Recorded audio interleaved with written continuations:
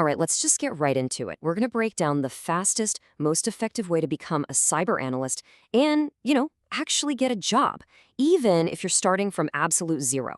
No fluff, just a straight up, actionable roadmap. This is the wall everybody hits. You've heard it, I've heard it, we've all felt it.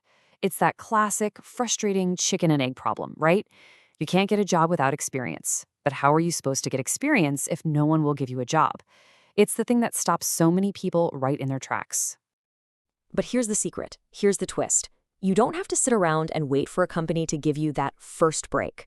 What if I told you that you can literally build your own experience? Credible, real, demonstrable experience that you can talk about in an interview.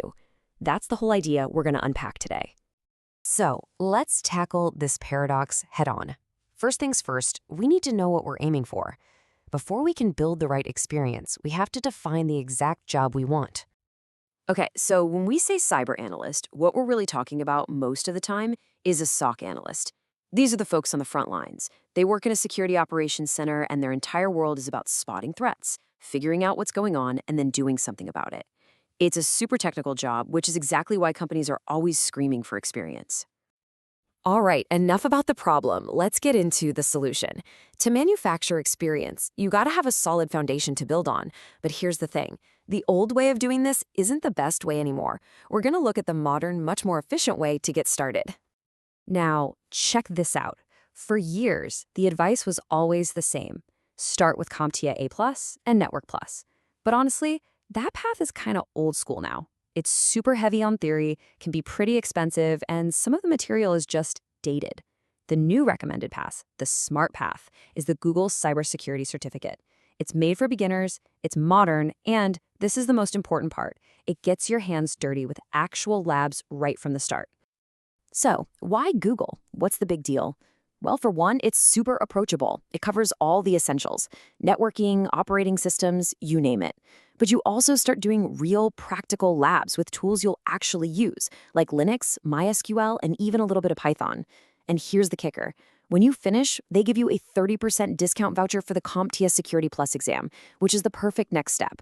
It's a great deal. Okay, pro tip here, and this is a big one. Focus is key. So many beginners get stuck in what I call certification purgatory, just collecting one entry-level cert after another. My advice? Skip the ISE2 CC certification. It's fine, but it's a bit watered down and doesn't add a lot. Your goal here is to get through the Google cert and move on to the real skill-building stuff as fast as you can. It's all about momentum.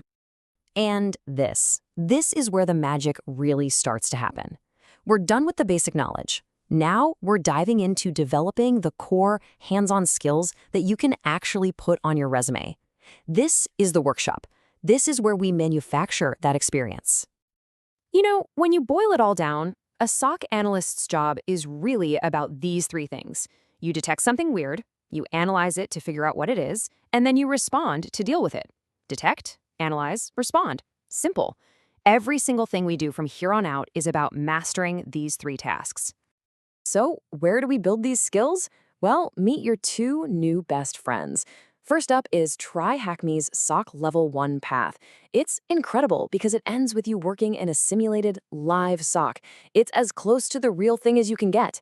Then you've got Let's Defend's SOC Analyst path, which drills those same concepts using a whole different set of real-world scenarios. Now, you're probably thinking, do I really need to do both? And the answer is yes, absolutely. This isn't about just checking a box. Think about it. When you learn the same idea from two different perspectives, using different tools and scenarios, you don't just memorize it, you actually understand it. That repetition is what forges real, deep knowledge. Okay, once you've built that solid generalist foundation, here's how you really start to pull away from the pack. You specialize. And my recommendation? Go deep on detection with the same engineer path on Let's Defend. You'll learn tools like Splunk and QRadar, and let me tell you, those words on a resume, they're like gold. They open doors to more specialized and usually higher-paying jobs. All right, so you've got the foundation. You've got the core skills. You are already miles ahead of most other applicants. So, how do we go from being a good candidate to being the obvious choice? How do we get that true competitive edge? The answer has 4 letters: DFIR. digital forensics and incident response. This is the next level.